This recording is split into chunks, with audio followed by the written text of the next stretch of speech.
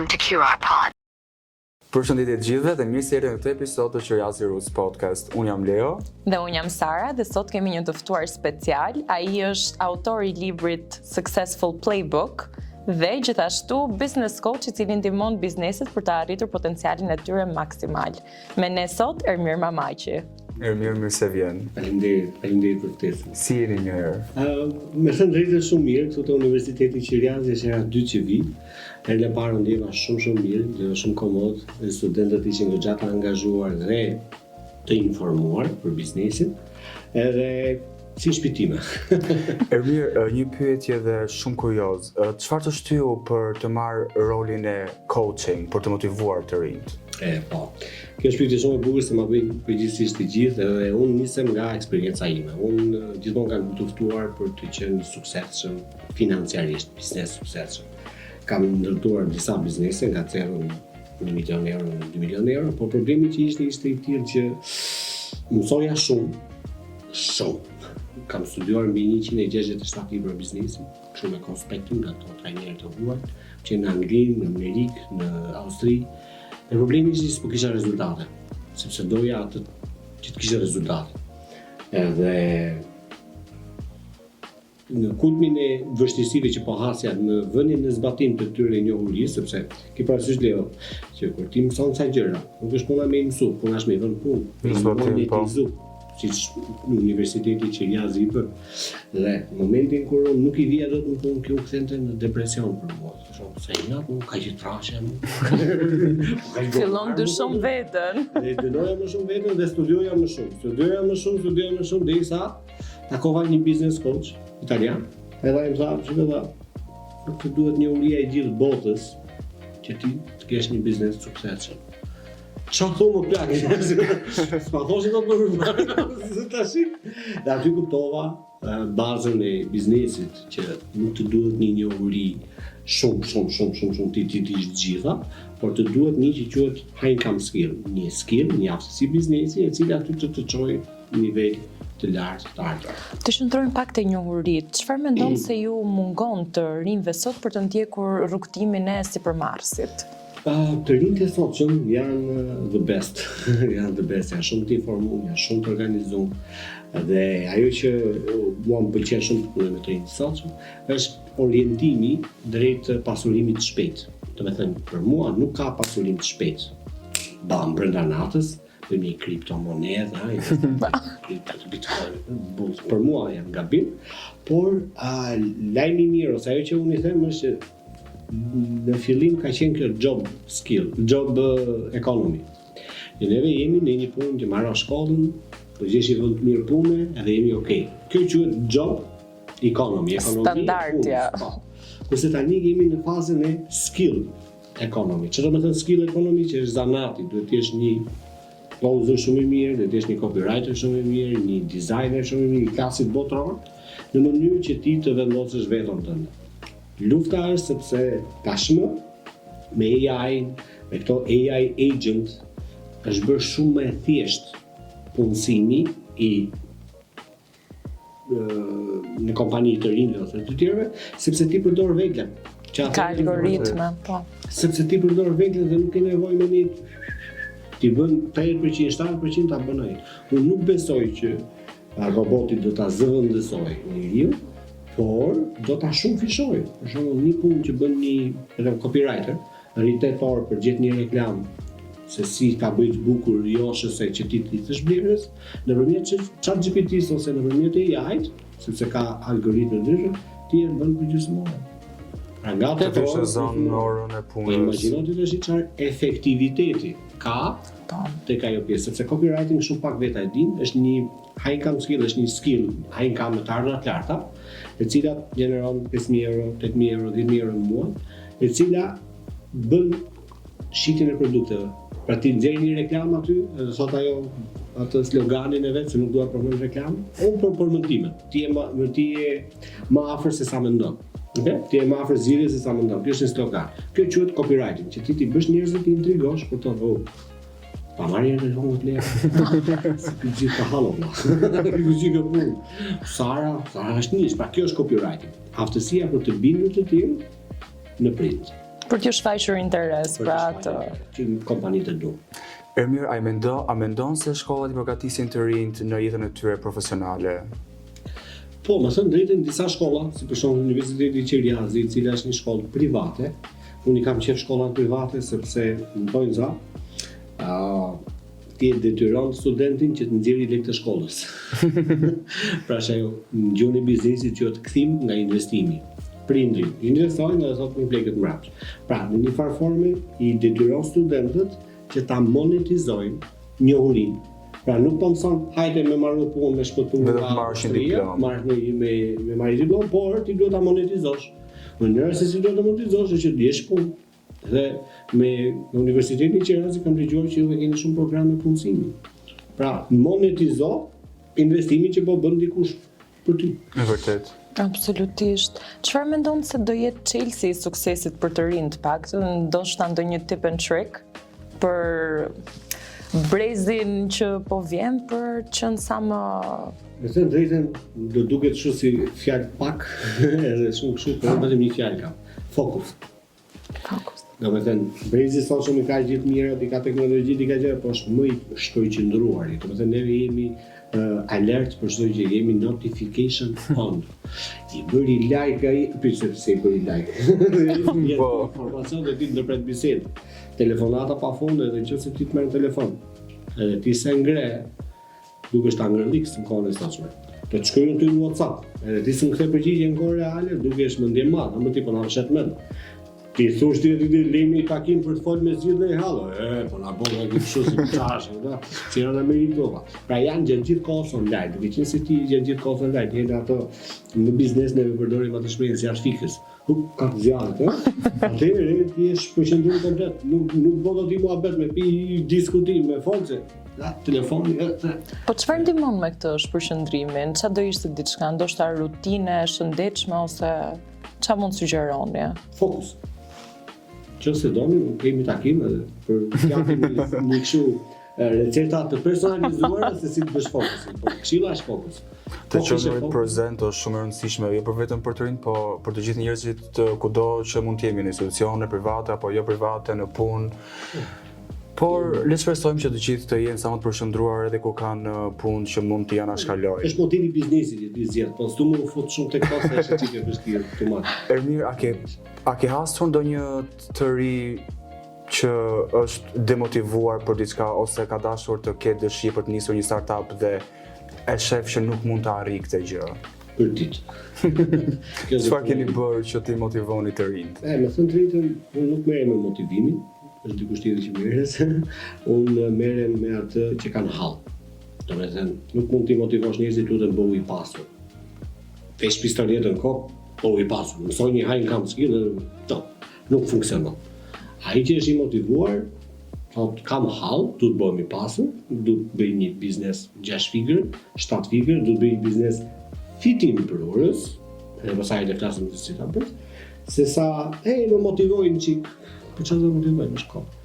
Motivimi më i mirë një njerëzve që kanë është halli që kanë, arsyeja që kanë. Kur ke një hall të madh, s'ekziston motivimi. Doni t'ju tregoj një si jam motivuar unë?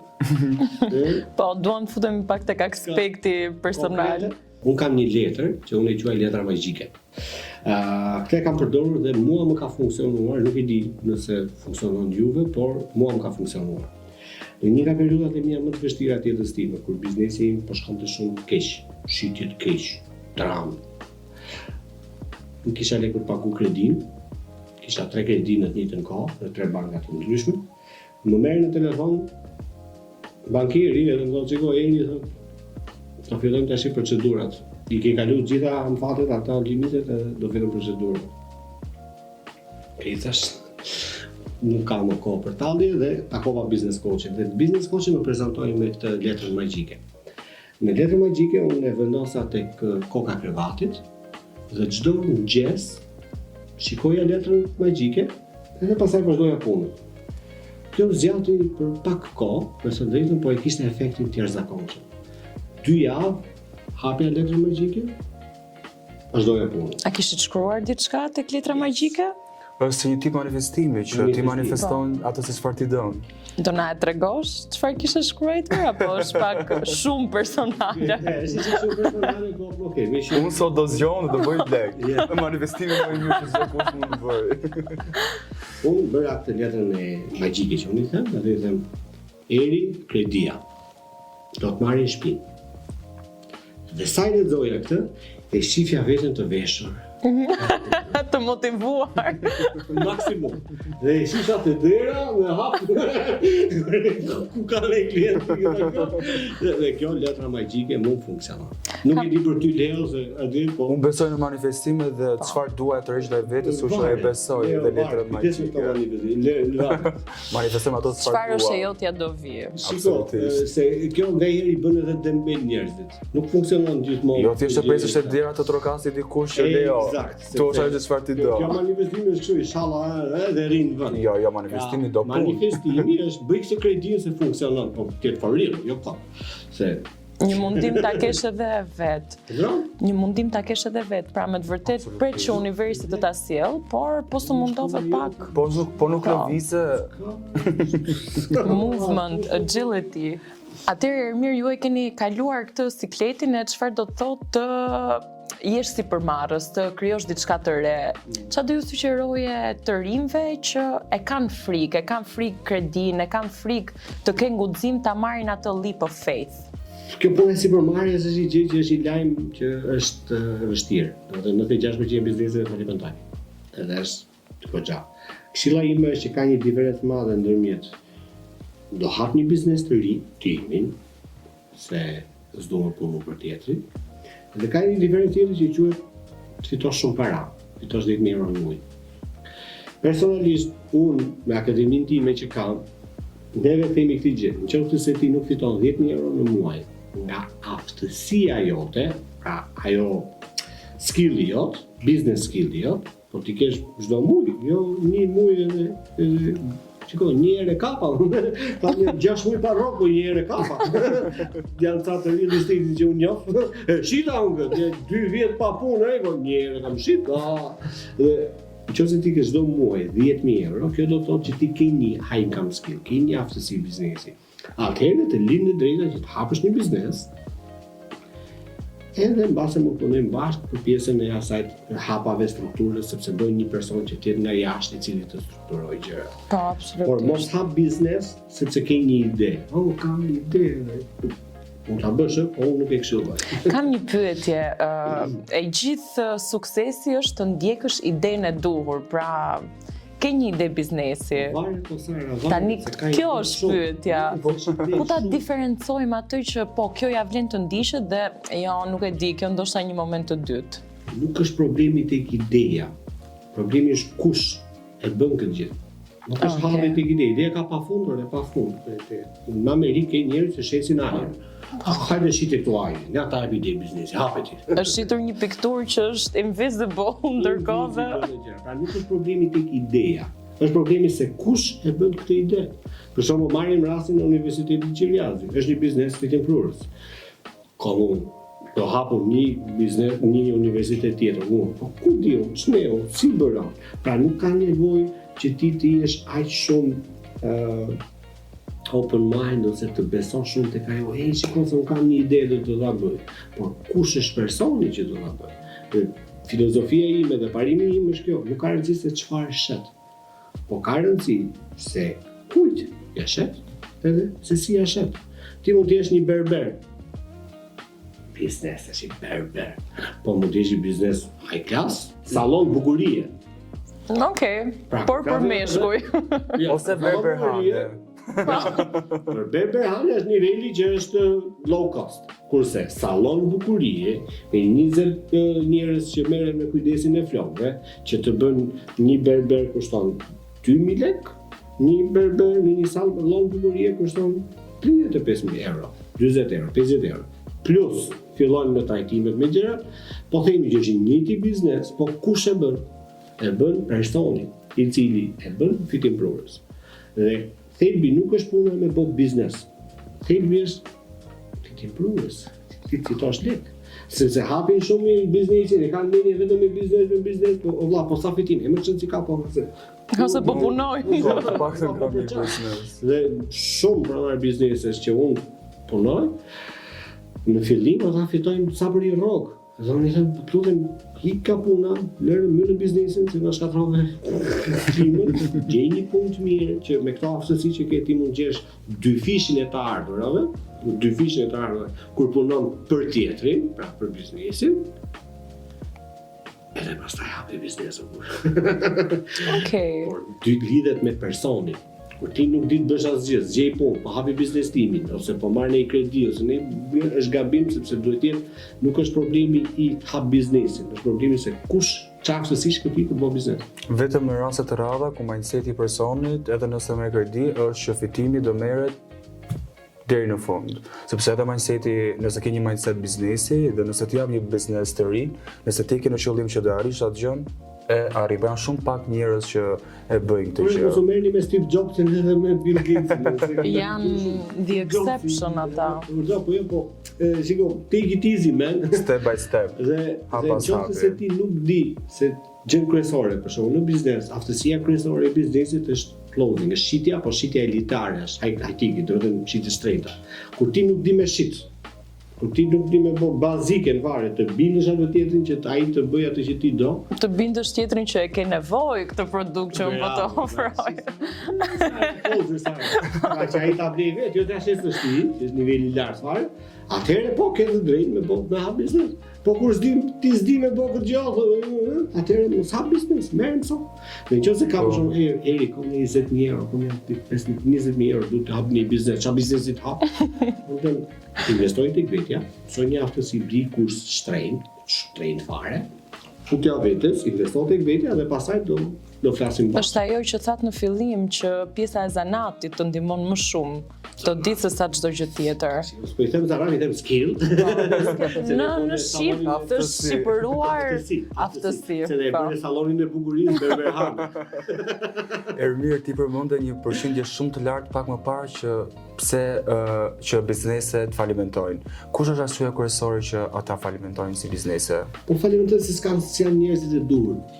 Nuk kanë aftësinë e duhur për të bërë gjë. Unë duhet të fitoj Champions League, po s'du më mësu me luajtë futboll.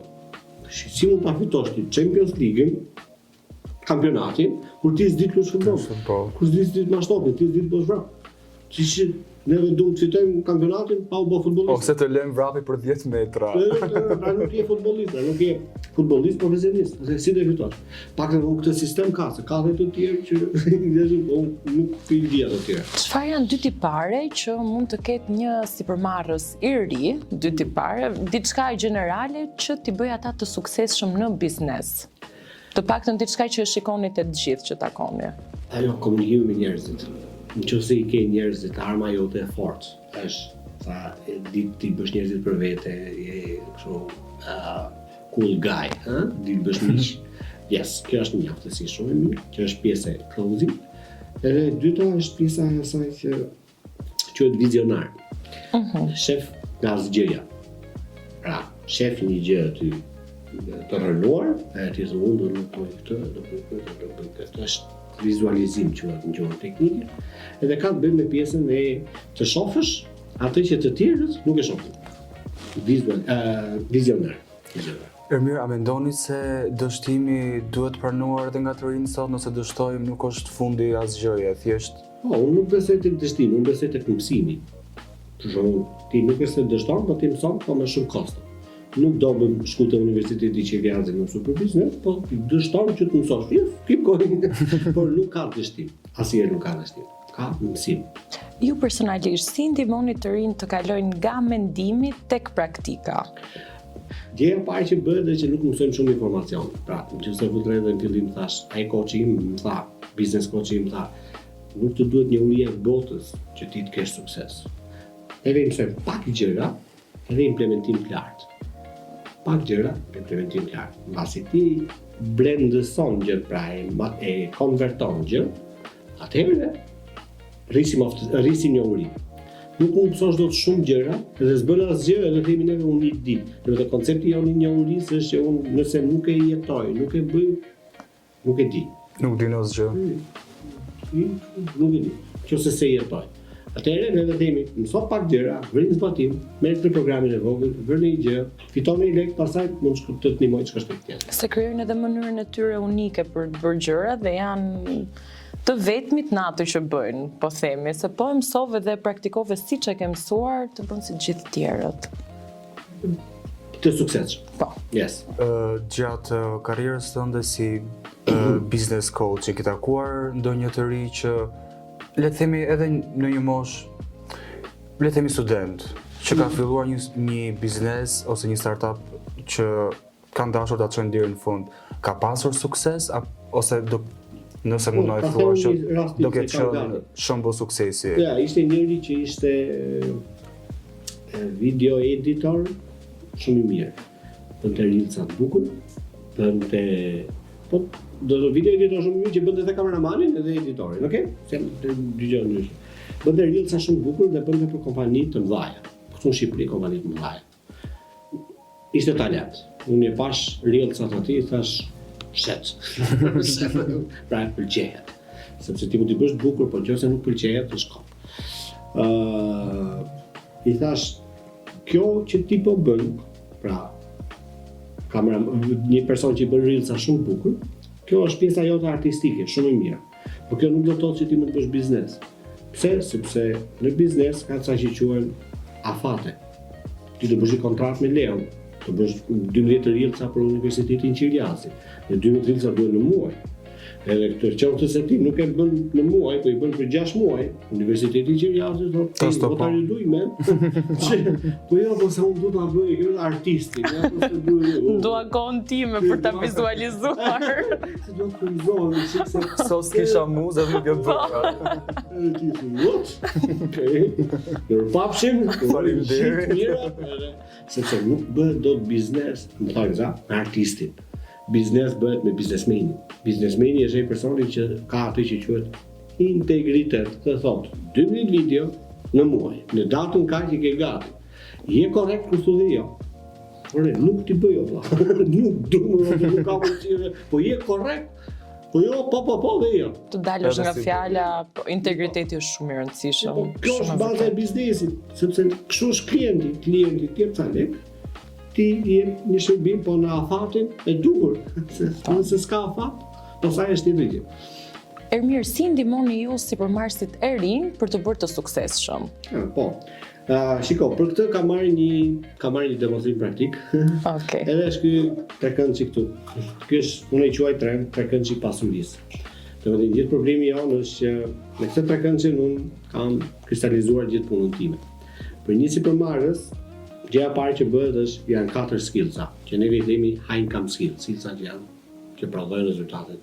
Kur flasim skillsa që prodhojnë rezultate serioze, pra financiare. Okej? Jo, jam i mirë, më pëlqejnë ato shokët klasës. Ato të lagjes, bezë. Jam popullor. Popullor, një video ime, disa video, like mera. Kjo është bullshit, domethënë, sa paguan, sa konverton, monetizon.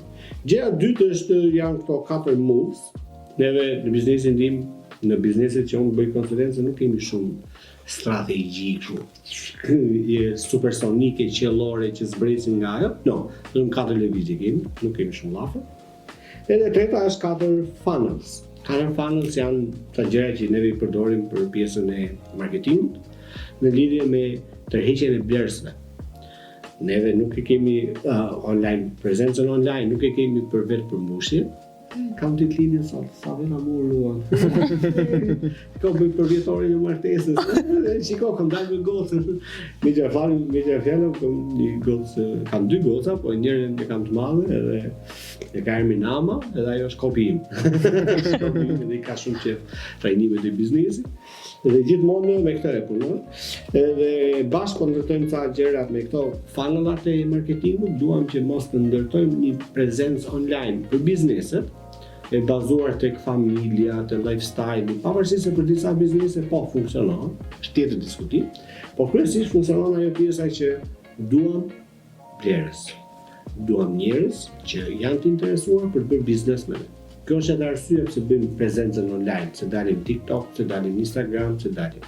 Nganjëherë bizneset konfuzohen edhe thonë që të marrë sa më shumë like, po dalë me çunin, po dalë me gocën, po bëj me një kështu hedhje me parashut. Është okay, nuk është tjetër gjë, okay, nuk marr përgjegjësinë që them një gjë për këtë.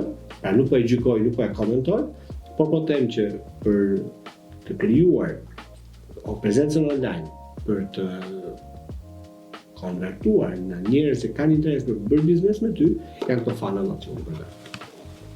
Shumë interesante. Kjo unë do doja të na e demonstrojë, por mos na merr shumë kohë. Shumë shkurt. Okej. Demonstroj. Sa kohë kemi? Piki? Atëherë, demonstrimi është ky. Gjëja e parë që bëjmë neve është mësojmë 4 skillsat. 4 income skill. Që e para është closing. Si të shesësh produktet shtrenjta. Për shembull, për të shitur një produkt 1.000 euro, 10.000 euro produkt, nëpërmjet telefonit, se loja është me telefon. Nuk është biznesi tradicional, është dorë të dorë, ikën dorë të dorë. Ej, të bëj ca prezantime, përshëndetje zotri uni, si tepi që vjazin no, nuk funksionon kështu sot. Njerëzit janë overwhelmed, janë shastisur me informacion dhe nuk funksionon. Gjëja që bëjmë është që për të shitur një produkt të shtrenjtë, ti duhet të mësosh aftësinë e closing. Pra, të dish të lecosh klientin, të skanosh klientin dhe ti kuptosh hallin e tij. Jo ti shesësh, po ta bësh atë që të blej tha Sara. Sara i ka ca premisa. E dyta pastaj është pjesa që vuajnë gjithë pronarët e biznesit, coaching që ka të bëjë me pjesën e duplikimit vetes. Ata janë njerëzit më të mençur në kompani. Ti Leo i di gjithë, për kompania Leo, vetëm Leo i di. Ky të rojën e parkingit, ku ta parkoj makinën, ku dëgjon Leo i di. Dhe ky pronari, ky CEO, ky drejtori ekzekutiv nuk di të duplikoj veten, që të bëj një 2, 3, 5 njerëz, nuk e bëj të mirë këtë se më hikën. Po no e bullshit. Kështu që kjo është e dyta, dhe shumica e bizneseve prandaj nuk e trashëgojnë kompaninë, pra nuk e trashëgojnë dot kompaninë, po më mirë sot është më mirë shitet se sa ta trashëgojnë. Sepse nuk din pjesën e coaching, pra nuk din të prodhojnë vetë, nuk din të planojnë veten. Unë jam një drejtor i mirë, unë jam një closer shumë i mirë, tash unë mësoj këtë dhe bëj 2 closer në kompaninë time, bëj 3, bëj 5, sepse sa më shumë closer unë 3, aq më shumë zero treguim, aq më shumë do rritem unë. U bona unë menaxher, aq më shumë tash jam mësoj këtyre të bëhen menaxher, po jam mësova këtë menaxherin, unë bëhem drejtor. Po bëra unë drejtor, pastaj do bëj këtë menaxher, do ta bëj drejtor edhe unë shkoj më lart. Pra gjithmonë është piramidë që ti hip në sipër vetëm nëpërmjet coaching. Pra aftësia për të duplikuar veten, për të klamuar veten. Copywriting si shtaç është ajo pjesa që ti ndërton closing in print, pra si të shkruash në print, edhe pastaj është content creating, pra si të krijosh trafik, si të krijosh kërkesë, si të krijosh një lloj kontenti që ne themi vlerë përpara transaksionit. Që mos thosh ti Leo tash duhet më dhoni 5.000 euro, pastaj të mori vesh se çfarë punë do bëj Leo. No. Leo ta jepi atë vlerën përpara transaksionit. Unë për shembull tek biznesi im, unë jap shumë këshilla falas në YouTube, pra krijoj vlerën përpara transaksionit në mënyrë që të them, po të bën punë, hajde në programi. Problem dini tjetër, problem gjatë biznes. Tek funnel-at janë çik gjëra teknike, ka të bëjë me pjesën e ti ndërton një automation, përgjithsisht biznesi funksionon me automation me robota. Ti ndërton një skemë aty, një gjë që e cila të prodhon vetëm lek. Edhe pa humanin. Unë tani kam prodhuar edhe së fundmi një AI agent, i cili kujdeset për kalendarin tim. Njerëzit më marrin mua, më shkruajnë në mesazhe, flasim një herë me AI agent, e ka tonin. Edhe është njëri normal, është me foto me gjitha ato, dhe ai i di më mirë gjërat se sa mua, dhe ai klasifikon a është serioz ky klienti apo nuk është serioz. Nëse është serioz, ky e kualifikon në takim në Google Kalendar, edhe unë e shoh aty që ky e ka pranuar vetë robotin pa mua. Pra të bëj një filtr fillestar dhe scheduling për takimin. Scheduling edhe fixing. Ato filtrimin apo na bën. Ky s'bën, ishte këtë s'ia vlen fare. Ti japim trajnim fales në pafshim. Thjesht sa për ti dhënë një mundësi, sepse janë shumë që janë skeptikë, ama ti u bën ti, po. Po bëni punë, mirë, po bëni punë, çfarë do? I bën dikujt tjetër. Po, domethënë gjithë çështja është se ne përpiqemi të shtojmë vlerë te klienti, jo të shesim. Mirë, duke qenë që jeni një business coach i arrir, a ka pasur ndonjë moment në jetën tënde që ke thënë nuk po e bëj, po bëj diçka tjetër me jetën time? Me thënë drejtën, po, ka disa momente në situata të ndryshme biznesi, sepse neve nuk punojmë me gjithë bizneset. Nuk është se i marr përsipër gjithë. Neve kemi një klasifikator, ata plotësojnë një formular edhe themi mund ta marr përsipër ose jo projektin. Edhe kur ndodh që neve kemi bërë klasifikimin e gabuar, kemi marrë një biznes që nuk e ndihmojmë do, pra nuk punojmë do. Këtu po them ç'drish. Biznes coach domethënë edhe po ka pasur që them pse e bëra këtë zanat, më mirë kisha bërë një zanat tjetër.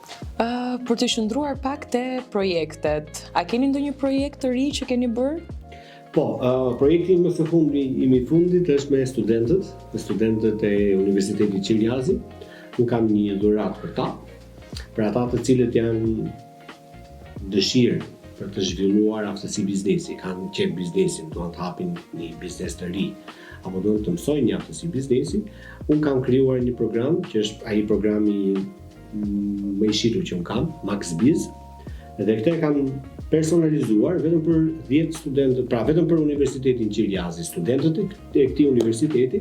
Unë e kam personalizuar këtë program për këta studentë, të cilët do të përfitojnë vetëm 10 parë që kanë parë këtë podcastin, kanë komentuar dhe janë serioz për atë gjë që duan të bëjnë. Ermir, shumë faleminderit për këtë dhuratë kaq ekskluzive për studentët e Universitetit Qiljazi dhe për 10 të parët që do të shkruajnë në numrin ton të afishuar ku do ta gjeni më poshtë, përfitojnë programin Max Biz nga Eri Business Coach. Totalisht falas, është dhuratë për Universitetin Qiljazi.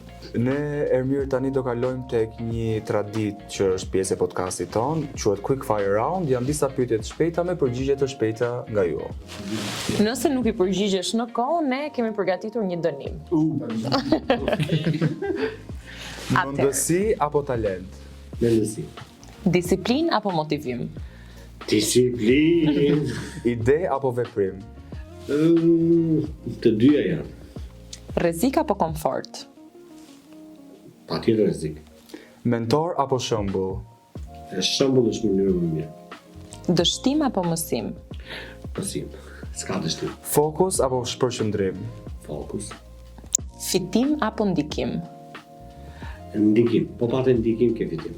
Shpejt apo sakt? Të dyja sakta, të dyja të vërteta, si talon. Rini pasive apo rini guximtare? Guximtare, patjetër. Është super rinjesa. Unë mendoj që është hera parë deri tani që jemi besoj 30 sekonda në mes Direkt dhe në temë, këtë dalë me çdo gjë. Nuk ka një dënim për ju. Okej. Ne vlerësojmë shumë kohën tuaj që ishit pjesë e këtij episodi në Qiljazi Roots Podcast. Shpresoj që të gjithë që ata që po na ndjekin dhe po na dëgjojnë të motivohen apo të inspirohen nga një business coach siç jeni ju. Dhe shpresojmë që të jeni kënaqur sot me ne. Po, jo shumë, ishit shumë të këndshëm edhe më dha shumë lirshmëri. Nuk isha. Faleminderit dhe për mësimet që do na vlejnë ne, po ashtu dhe shikuesve. Dhe ndonjë mesazh të fundit për të rinjt? Mesazhi i fundit për të rinjt, fokusohuni tek aftësitë tuaja, pra investoni tek vetja. Mos investoni në për biznese, në për kripto, në për whatever, por investoni tek vetja juaj. Është investimi më i rëndësishëm që mund bëj dikush. Mësoj një aftësi biznesi, mos mëso kot. Mos mëso gjëra që ti nuk do i përdorosh kurrë në jetën tënde. Eri, ne të falenderojmë shumë që ishe pjesë e këtij episodi të Qiljazi Roots Podcast. Shpresojmë bashkë me Saran që të jesh kënaqur me ne. Dhe pse jo në një episod në të ardhmen ose në sezon tjetër. Ndoshta mund të vi ama, meqense ju kanë ndjekur footstepsat e juaj. Po, patjetër me shumë kënaqësi, po neve mund ta lëmë takimin tjetër mbasi 10 të parës. Cilët do përfitojnë nga mundësia e Max Bizit, mund t'i sjellim këtu dhe të shohim ndryshimin. Patjetër për të marrë dhe një feedback. Shumë faleminderit edhe një herë. Dhe për të gjithë ju që na ndoqët, mos harroni, suksesi vjen vetëm nga përgatitja e duhur. Ne do të shihemi përsëri të premten që vjen në orën 18:00 në Qiljazi Roots Podcast. Shihemi.